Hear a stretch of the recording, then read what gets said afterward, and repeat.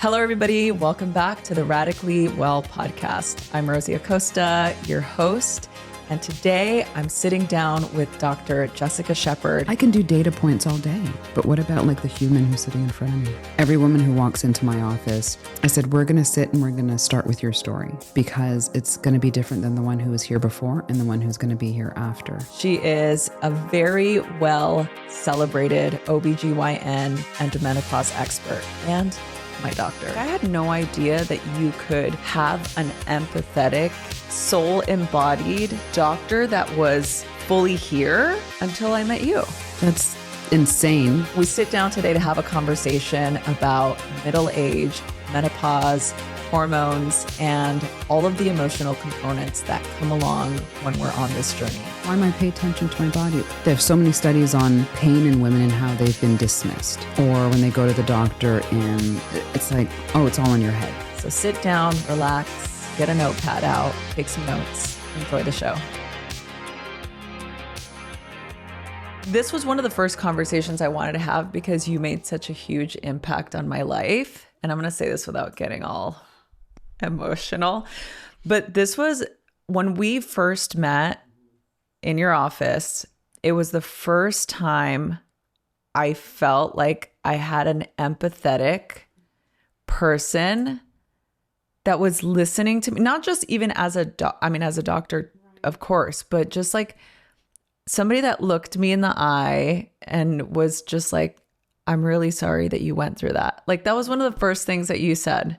I remember because, again, I didn't have a storyline. I was just like, this is what we're doing today. So as you were unfolding the story, I remember in my head, I was like, okay, oh my God. Oh, wow. And so I was like, if she's telling me this in a story and this actually happened to her, I was like, oh my God, I'm so sorry. Because there's so many moments in there that, you know, as a doctor, you're like, oh, I wonder why they did that. You know, you're kind of questioning like the clinical side or what was the result from that? And then when you put it all together, but it's always the humanistic side of it too that creates more of the story. I can do data points all day, but what about like the human who's sitting in front of me? But why are most doctors not that way? Or any of the doctors that I've interacted with? I would say, you know, that's most of us. And that's where I have the understanding is because how we're trained. We are trained to get to the end of the line, to fix something, to make something right. And when you're dealing with human life, you have to at some point compartmentalize so you can focus on that problem that's been put in front of you to solve. And that's what we're really good at. And we want to do it because we have this intent on restoring someone's health, taking away disease, saving someone's life. And so if you allow yourself, like think of an oncologist who every patient they're walking into a room is either the biopsy came back positive, you do have cancer, it's now stage 4. Is still, you're like, but I still am in a parameter of trying to fix it. I can't lend all my tears because that would be emotionally draining. And so I think we're trained that way, but I also feel there still is the bandwidth that we miss in the connection and the humans that we're serving. Yeah. And so I really feel that at some point, because that's how I used to be when you first come out, because you're like, I'm going to solve every problem that walks in this door. Because I'm so well trained. And then eventually, for me, I started hearing more of the story behind the labs or the ultrasound result. And that's when I was like, I got to make more connection. Yeah. And for you, how do you hold all of that? It's so much. It's so like, it is emotionally you don't let your emotions sort of come out to the surface, but internally you have to be going through a process. It's a process of holding in that time and space and then still being able to go back to, but who am I in this kind of relationship and what can I really offer, which is the clinical side of it. And so, you know, there are obviously more that are emotionally kind of charged than others. But I think we have the capacity to do that. I think, I have to check myself as well. And again, not being so emotionally driven that then the clinical side, I'm like, oh, wait. My job really is to sort this out. I mean, it's kind of a flow and you figure it out over the years. So just to give everybody a little bit of background, because we just jumped right in, I started perimenopause at 35 and was postmenopausal by 40 and was still not on hormone replacement therapy. I got put on birth control. And at the beginning of 2024, I connected with a mutual friends of ours, the monks, Anubhuti and Siddhali Shri, who we were part of this incredible docuseries called Balance. And when they came to me at the beginning of 2024 and we were having this conversation, because they didn't know I had gone through this perimenopause journey. Yeah, journey. I was going to call it a shit show. But they were both really so loving and just inquisitive. They didn't understand why I was on birth. They were like, but why are you on birth control? Like what? And I thought that birth control was HRT.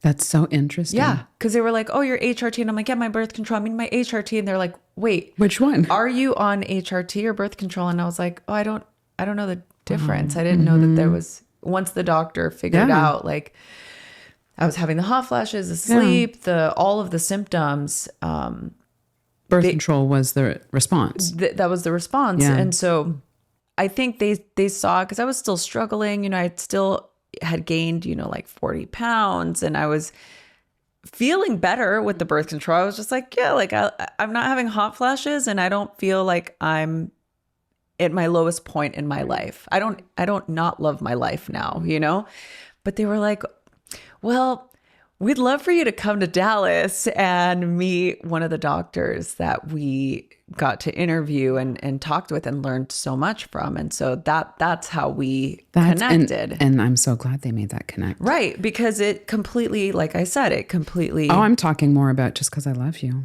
Mm-hmm. Oh, I do too. Yeah. I wish this for every woman.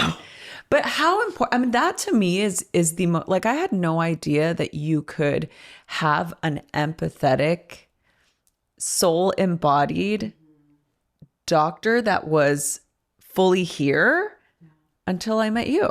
That's insane. One, that's like not a great thing, right? Because as many doctors as you have seen through this journey and in your life, but specifically during that time frame, yeah, especially in a moment where you needed that the most. Yeah.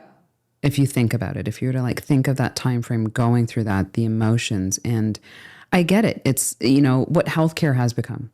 Let's just frame it that way, is we need to see a lot of people in a short amount of time, get them the answers they need, and we keep it moving, right? So then now there becomes this transaction where at the end of the day, it's tied to money, right?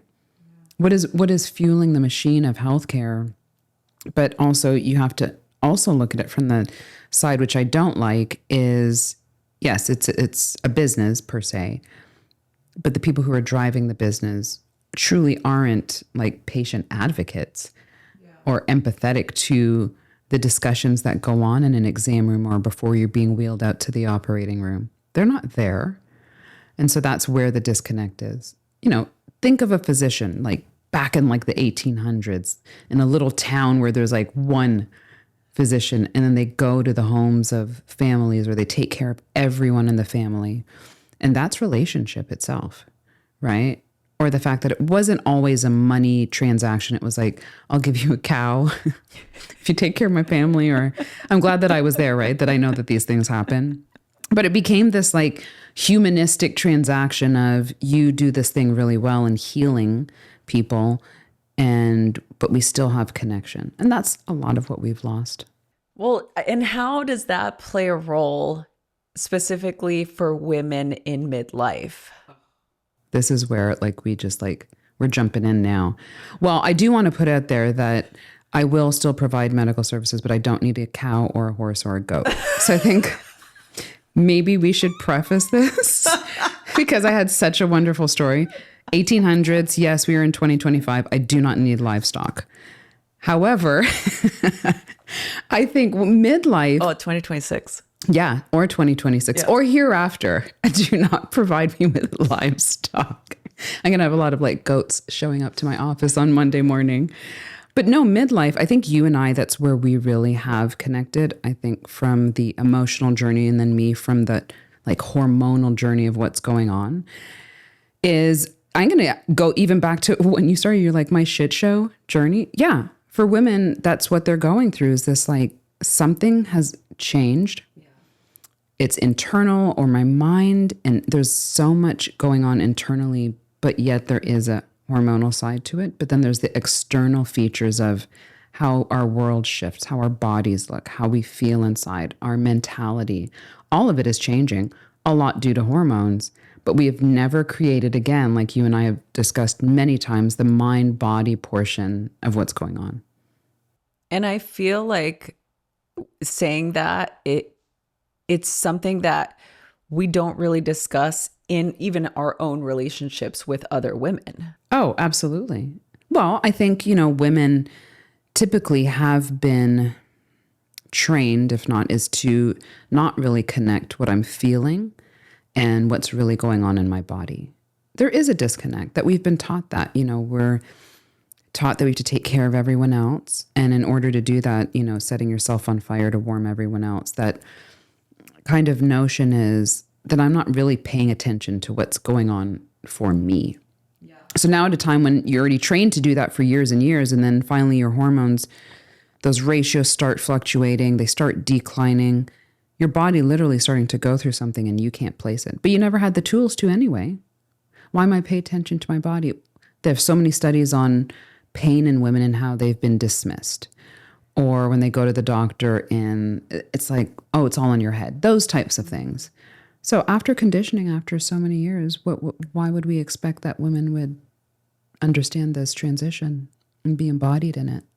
Yeah, it's so heartbreaking, especially when you see the depression rates in women ages 45 to 55 and the lack of conversation, education, and support, because there are fluctuations happening, and if we're not in tune, how do we discern that the needle has moved? Yeah, the needle has moved, but we're still there's a book that I read, and I don't remember where it was from, but it's like you focus on what you want it to be rather than the reality of what's going on. So similar to, the needle moving, we're like, no, the needle's really here because we want it to be, but the needle's not there. And so how do we embrace those changes?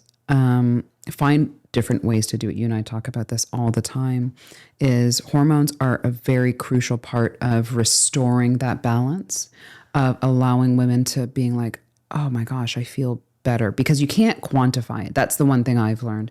Every woman who walks into my office, I said, we're going to sit and we're going to start with your story, because it's going to be different than the one who was here before and the one who's going to be here after. Now, what I can do with that story is allow you to see how hormones can be a really vibrant part of it and allowing you to feel better. But I'm also not going to try and tell you your story. That's what I'm not going to do.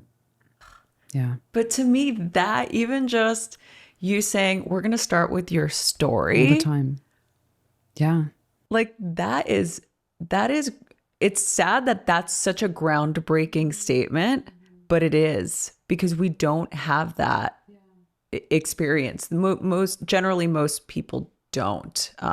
And we know the statistics. We know that that's the case. When you go to a doctor appointment, for me with my provider, it's like you get a 15-minute and it's just like, everything looks normal.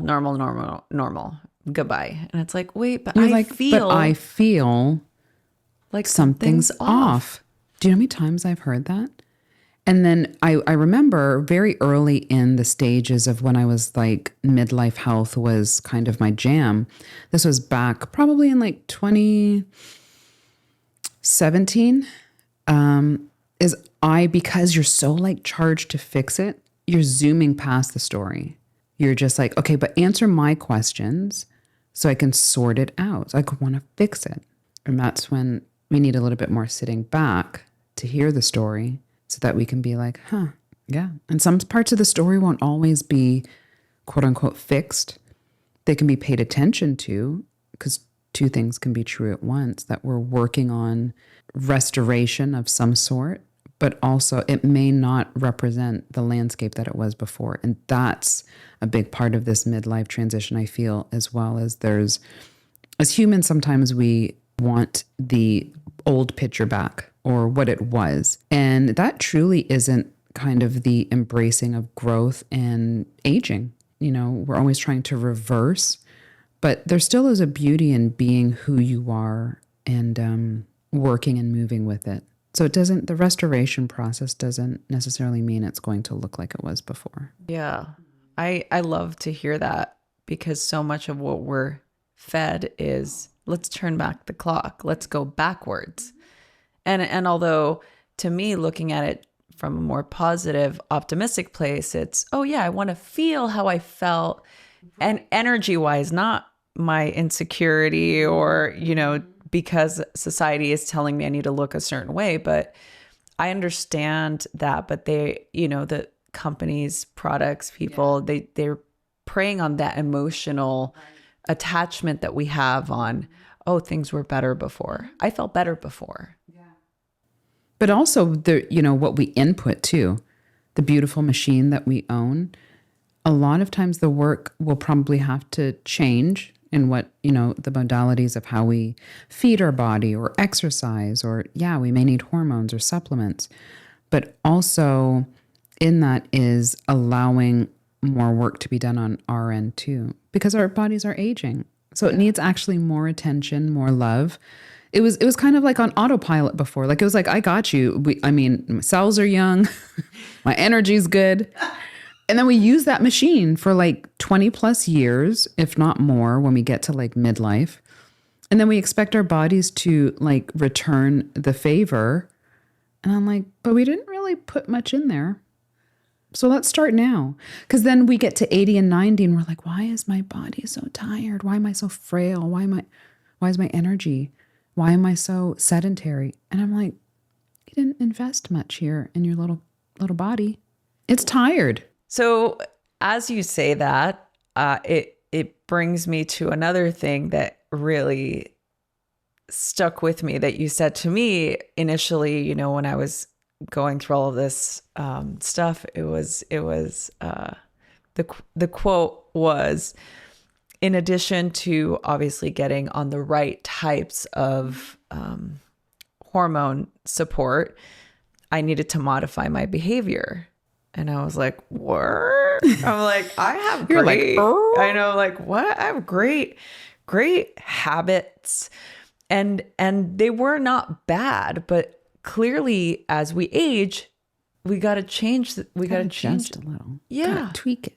Yeah. Just a little. It's like, And I was like, but I think that that type of support, when you hear it from somebody that sees this all day long, is like, okay, I'm aging. Things need to change. I need to adapt. If I didn't take care of myself or my body for many years, now's the time to start. Like, what would you say, or what do you say when you have patients that you see that feel like, oh, I'm in middle age, I never took care of myself and I'm a mess. Like, do I have any hope? It's never too late to start. Mid-age is probably that. I feel like it's a fork in the road.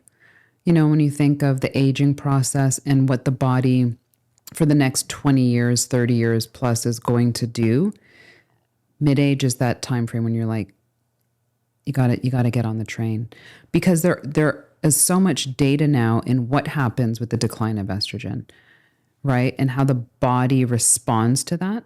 And when I say estrogen, I actually include progesterone and testosterone, but estrogen really is kind of the vitality hormone for women. And so when they go through that biologic decline, the entire body feels the impact from your brain, from your muscles, your bones, your heart. And that's why we start to see so much chronic disease in women start to now increase, because the estrogen isn't around to supply and nourish and create those functional pathways that the body relies on. And so that's why we focus on hormone therapy and starting, not only to offset symptoms, but we really are pushing into the landscape of longevity. Like, what will that provide for the pathways of my body to function better long term, like 60s, 70s, 80s? But there is data that also shows in mid 40s and then also early 60s where the body, like from a cellular level, takes a big shift in the aging process. And so when I heard, of the mid 40s shift, I was like, this all makes sense from like a pure physiologic perspective. The cells take a hit, estrogen's declining. And if we want this body to course correct, I always say it's like taking a cruise ship and changing direction versus a tug ship, or a tugboat. It's just like, boom, real quick. This is, if we just change a few degrees slowly over time with this lifestyle and maybe hormone therapy, maybe supplements, maybe resistance training and nutrition, I'm going to direct this ship in the right direction for the next 20, 30 years. But it's not easy to do. And I think you and I have discussed that as well, you're like, I'm doing all the things. But it wasn't that you weren't doing the things, it just needed an adjustment. Now take someone who doesn't do the things at all. Yeah. And I'm like, this is a critical time. Yeah. You're trying to like yell it from the mountaintop, but this is a very crucial, critical time to change the next chapter of your life.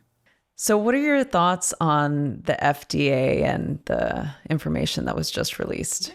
The FDA, their goal, let's start with what their job and their goal is, to create safety in medication usage and making sure that there are parameters that are met so that people using it are safe. So vaginal estrogen, which is different to systemic estrogen, right? Okay. Two different concepts. Vaginal estrogen is local. It's local application of estradiol.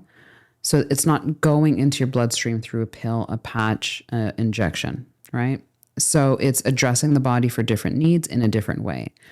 The WHI study, which was 20 years ago, obviously with kind of the results of that study, how it was resulted and relayed as far as the message, was where we had this downfall of hormone therapy is bad. In that, when the black box warning or warnings that go in medications was done, vaginal estrogen was part of that whole, this may cause cancer, et cetera, right? So it was included in this whole hormones are bad scenario. So now fast forward 20 plus years we're like, now there's so much data that shows vaginal estrogen does not impact the body the way that systemic estrogen is. So we need this off of the label of vaginal estrogen. And so that's what they're reviewing. I think that now we are in a space where there's so much support from the medical community on hormones and the benefits of it, that it's much more supported now, that the hope is, and last week they released that they're getting closer to an answer on if they're going to remove it. And so the hope is that they can remove that so we can allow so many more women access to hormone therapy in a way that's so beneficial for them. The whole access piece has been something that keeps me up at night, because I think about the people that don't have the resources or access to doctors, hormone replacement therapy. They can be on a subscription for testosterone, all of those things. Like I've talked about it on the podcast before. Like, I'm very aware that I have the resources and the privilege to be able to do, fly to Dallas to go see my doctor, but somebody like my aunt or, relatives of mine, Section 8 housing, working 2 jobs, going through menopause the old-fashioned way, which means white knuckling it. I feel like, why are we not addressing this more? Why do we not make it more accessible? Like, I have health insurance, and my insurance, they don't cover my HRT. It's so shocking and sad, especially when we live in the country that we do and we have the resources. One thing that we don't like to talk about or people get offended is that there is a healthcare disparity. In addition to that, tack on that women's health disparity, right? So yeah, women live longer than men, but we live years poorer in health than men, right? So we live longer, but in poorer health. And so there is this gap in what is the outcome of women's health and how are we allowing women to access that. So this is where, I do get really heated inside when I think about the healthcare disparity, because like I said, you have insurance and you still can't get coverage. That's a problem. So now take it a step further and think of the women who don't have insurance or access and what they're going through. But often these are the women who are working 3 jobs. And can you imagine the discomfort of symptoms for women who are white knuckling it? And it is sad to know also, in addition to that, so that's a quality of life factor, right? That's like, I'm having, hot flashes in the middle of my day and I can't leave my job. I also can't go to the doctor who can do this because that might take a whole day off of work. Then also it's not covered by insurance. So the cost, that I would have to pay, I can't afford. So many barriers for women who are really out there, like allowing their families to survive, because they're probably the nucleus of their family. And then on top of that, the symptom part that's taken care of by hormones if they had access to it. But also when we think of long-term morbidity, mortality. So we know that the decline of estrogen and it not being kind of resumed in a way through hormone therapy, we know that there's data with cardiovascular disease, number 1 killer of women. And, estrogen is cardioprotective. When we think of dementia, 2/3 of dementia, namely Alzheimer's, is women. Osteoporosis, so then their bones are getting weak and, they get old and fall and their bone like shatters. And then muscle mass as well, which also stabilizes the bone, but is our organ of longevity in the sense of that's actually what fuels like the ability for us to decrease falls, but also strength, like functionality and like how we move when we're older. So all of those things together, there's so much that comes with not allowing women to access care for their current health, like as far as symptoms and long-term health. Yeah, there's a huge gap and it makes me very upset. Yeah. And it makes me very, again, it's like, that's the thing that when people think about, okay, I've had people ask me this question, like, what keeps you up at night? And it's not that, I'm not saying like I'm just in a constant state of anxiety, but I think about it every day when I take my HRT. I'm like, there's somebody that's not able to do this right now. And what is my role in this? Because I always feel like I have a duty to serve my people and my community. And I feel like obviously having a platform like this, or even just having the conversation, like I don't have a solution, but I feel like having that knowledge, and the more we talk about that disparity, I feel like more people will get motivated, mobilize, power in numbers. For me, as like literally OB-GYN, so like women's health is like my jam. As a Black woman, knowing now in midlife, Black women typically on average have symptoms longer than most other ethnicities, and then they have the lowest access. It is outstanding. So now we're increasing their long-term health risks. They have symptoms that start earlier, last longer, have more severe hot flashes, and yet we're like, so it's so many layers to it. And when you think of men's health, and not bashing men's health, but the access they have to maybe like ED pills. Oh yeah. It's like, how many do you want for $2? You know what I mean? Yeah, exactly. And here we're like, I'm dying. I know you see me profusely sweating. And they're like, yeah, but that estrogen's going to go ahead and be $120. And you're like, I can't even budget that into. And the ED medication, by the way, and he wouldn't mind me sharing this, a friend that I've known since childhood, it's covered by Health insurance. Oh, yeah. Absolutely. Why wouldn't it be? So yeah, you bring it down to women again, and that's where I feel the value of women in society. It's even in, again, the most health organized or, access country, still don't value women. And you could take that across the board, from pregnancy, maternal mortality rates, abortion access, like all of it. Yeah. When it comes to women, we are not valued. What are we valued for, though, is your fertility years. That's where the stock of like where they're like, this is their importance and value is there. So when that's the message, when that's the model that actually, supplies that, then of course it makes sense that women would believe that. Like, what is my value or what is my worth? Because that's what you've been taught. That's what you've been seen exemplified. You can take it out of religious context, cultural context, societal context, healthcare context, research. Like on all those levels, it still teaches women to devalue themselves, and also the system does not give you your worth. Yeah. It's so multi-layered, and it's like icky when you think about it, because like when you see it, you can't unsee it. And so, in the circles that I'm in, as far as like whether it's industry, research, medical, you see it. Yeah. I did policy.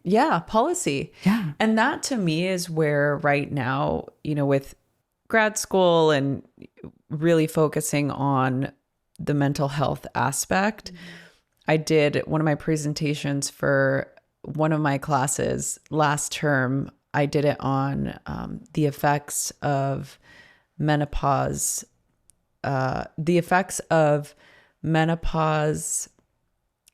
on Black women's mental health.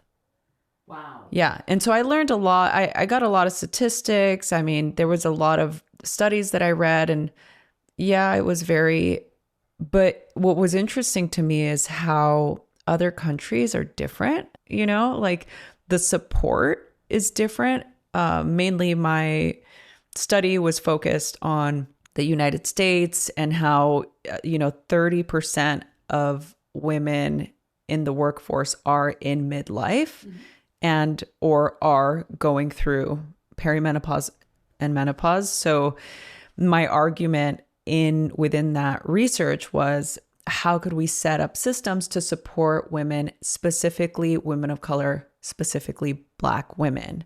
Because there's all this systemic stuff too, like going on. And I talked about one of the studies talked about I'm going to do air quotes, weathering effect. Yes. So can you talk a little bit about this? The weathering effect has to do, it's something that you don't visualize. Like it's not something that you look at and you're like, oh, that's the weathering effect. The weathering effect actually came from research in looking at the impact internally of stressors on women, and then narrowing it down even to Black women, on the amount of years it adds to your life. Again, from an internal inflammatory stressor perspective, when you look at the scope of what a Black woman has to go through versus any other, like you literally could put everyone else. And that impact has so much on adding years to a Black woman's life, and the stress of like, it's like they go through it and they're getting a stressor of like 10 years versus someone else, if you wanted to compare it, of one, like what it's doing to your system. And so what that only breeds is increase in what we see as like chronic disease, what we see with kind of mental aptitude or mental resilience. And it is actually been studied and proven. And one, I don't even think a lot of Black women know about the weathering effect. So the fact that they don't even know how this is impacting them, so they have the opportunity being like, whoa, I need to pay attention to this and seeing how best I can offset this.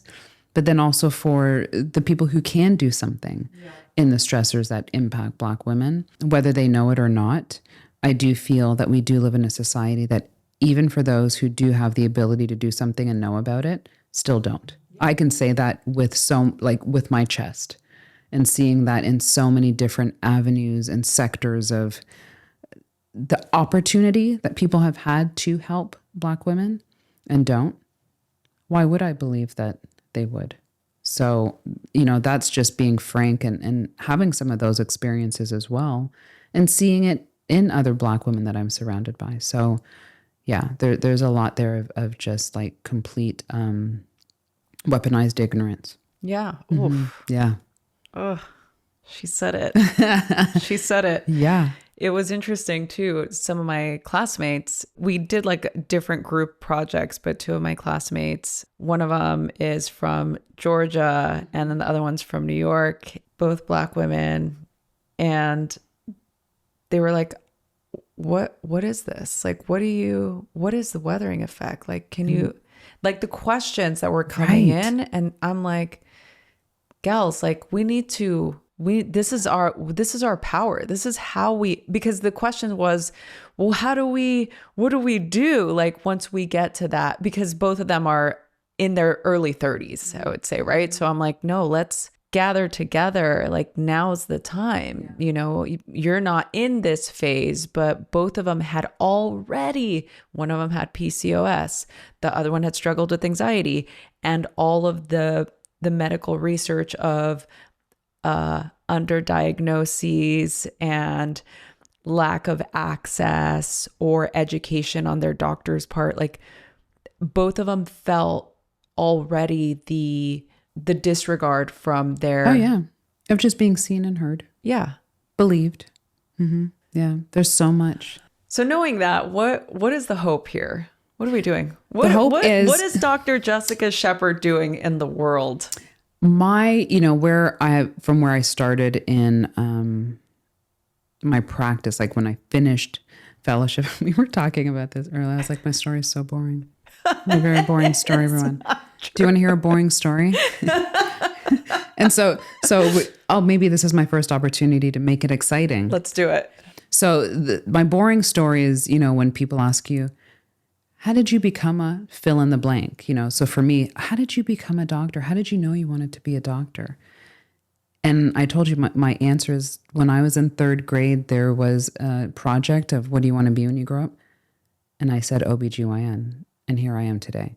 That's my story. So boring. So for the sake of this being a conversation between both of us, and I have this opportunity now on a platform of a podcast, this is my story. I was in third grade and did a project on what you want to become. I picked OB-GYN, but I would say in college, I joined a band and became a guitarist, and we toured the world. When we got to Tokyo, I became a trapeze artist. I did that for a couple of years before I realized I'm going to go back and do med school and become a doctor. Doesn't that sound so much more interesting? That's my story, and I'm sticking to it. For those of you who believe me, please come and follow me on Instagram. You're my true follower.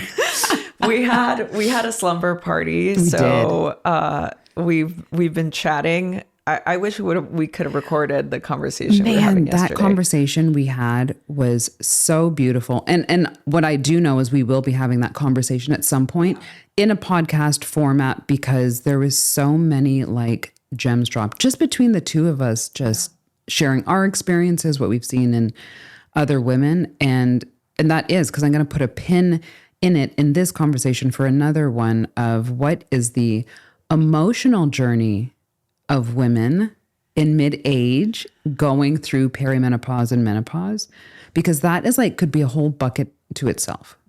Because a lot of times we spend, for me, as a menopause expert and when I was writing Generation M, was really to get the facts out, because women don't know it. They don't know what's going on, what happens with estrogen and testosterone, why does my body change? So really giving a nice framework where people could say, oh, this is what's happening. But the other side of it, of that emotional kind of turmoil, I am having maybe an out of body experience on what I'm seeing myself do when I know that's not me. And so that part of it, I think this is where we start to see Women, we talked about it. You said the diagnoses of anxiety and depression for 45 through 55-year-old women increases. We know that hormone fluctuations are going on, impacting career, kids, aging parents, relationships. A lot of relationships blow the F up in midlife. Mine almost did. Well, like it did actually. I did ask him for a divorce. And those are the conversations I want women to hear more of, so that they actually understand. And just as you said that, because I love that you're so vulnerable, me as well. Like it's like blow up to smithereens and you're watching it. But you also are imbalanced. And I don't want to say imbalanced in a bad way, but your hormones biologically are also like WTF. Yeah. But we don't account for those changes in hormones with the emotional aspect of our life. Because how did we start this out? Saying the mind and the body and that connect? There is no connection. And so women go into this phase completely disconnected. And then there are things that are happening where they don't know how to place it. And I feel like on that same thread, the importance of knowing that it is a difficult challenge, because here's my question. Well, I'm adding, it is a difficult challenge, and don't be hard on yourself because you're going through it, because we all go through it. But I have tools. I've been working with people. I've been teaching for 20 years. I've done all of the things. You're a doctor. And we both still said our relationship almost ended. Even having the tools, and I want to make the case that in those moments and in those experiences, when you do have, again, it's like, I don't want to use the word imbalance because you don't want to use, but there is some unusual chemical changes happening where you're unable to rationalize. I mean, we know that the brain is literally going through neurotransmitter changes. Right. So, because the science behind that, like I would love to share, in our pinned podcast, like literally how the neurotransmitters are responding to the shifts in estrogen and progesterone, which again, it makes sense, right? And once you know it, then you can at least it gives you footing to being like, it's not my fault. Like it's not something I did.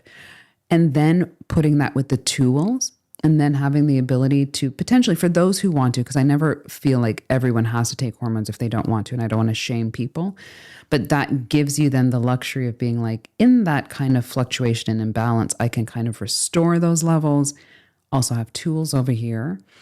That's my hope. I think you'd started to ask the question, like, what is your hope? My hope is, as a menopause expert and focusing on midlife and longevity, is to really create a safe space for the emotional resilience portion of it and the emotional journey that comes along with it. Because if we approach it in a way, midlife and as women are going through this yes, the hormones are important, but if we only focus on that part of it, it actually still becomes like how we treat disease. Yeah. You have this, and I'm going to give you this. Yes, hormones are being imbalanced and we can level set them. But if I'm not giving you tools over here on emotional resilience, how, when we go through these things, how to drop in your body and embody it and move through it, how to recognize the trauma from before of who we were valued as women, which is not necessarily the value context now. And then last but not least is, how do I now prepare myself for this next chapter with tools such as mindfulness, meditation, change in nutrition, and exercise? Because those are the things that you're responsible for every day in your life as well. So it's like the toolkit. I want to create the toolkit that embodies lifestyle and emotional resilience as well, in addition to hormones. So what do you think the best way for us as women to support each other in this phase of life? I think we need to give really good context to hormones, in the sense WHI was 20 years ago, sent out like horrible messaging. We now know much more of the benefits of hormones than not. There are many more benefits than risks. And I think once we can concretely say that to women so that they can at least feel safe leaning into, I can consider hormones, that's a great start. Because the biological part of that in midlife, we have no control over, but it's going to happen. 100% of women will go through menopause. How you experience it is different, but we need to understand it's okay to look at hormones and get them to a level that makes you feel better and can also help you later on in life. The next thing that I would say is we can help each other by continuing these conversations. If you think of any movement in women's, like in the history of women, like whether it's the suffrage movement, whether it's getting women to be able to have their own checking account. Now, again, like how do we feel better in midlife and stand up for ourselves and advocate? It all comes through community and mobilizing. And so this is where women need to stop saying that this didn't impact me this way, therefore I'm not going to speak to it. And we all need to speak for each other, because globally, the way it's against women. So we really need to stand up for ourselves and continue these conversations. And for, even for you, I see so much value and importance in what you're helping women go through. Sharing our experiences and being more vulnerable is allowing women to feel, I'm not the only one who's going through this. So you are not alone. And I think the more that we understand that and band together, we can do great things. That's a great place. I don't want to end this, but it is a great place to stop part one of the conversation, I think. And I'm looking forward to our pinned conversation coming up. Where can people connect with you and where can they reach out? Yes, Instagram is probably my best platform at Jessica Shepherd, MD, SHEPHERD, MD, but also Modern Meno. MODERN, Meno, MENO is on Instagram, because that really is super focused on perimenopause and menopause. And then my Jessica Shepherd is like all the things that I do. And then on TikTok, Dr. Jessica Shepherd is where I'm at. And then my book, Generation M, we are just at a year of it being out. It's had just such staggering reviews, and it makes my heart warm. But I wrote it as a love letter to women going through this that I've had in my practice, myself even, of going through this journey as being something that we can embrace and be tender with ourselves, and giving you the right tools on how to navigate through it. Thank you so much for being here, for slumber partying, for just being the absolute best doctor, for saving my life, for being such a great advocate and educator and fun creative. I am so grateful for all of you here. Everybody who's watching this show, please remember to subscribe, rate, and review wherever you get your podcasts. And all of the links that Dr. Shepherd just mentioned will be in the show notes or in the description below if you're watching this on YouTube. For the first 10 people that comment on this video, we will be giving you a copy of Dr. Shepherd's book. So Generation M will be yours. So the first 10 people that comment on the video, just comment the word book and you will get a copy. So thank you all so much for being here again. Dr. Shepherd, thank you so much. Thank you. I love you. Love you more.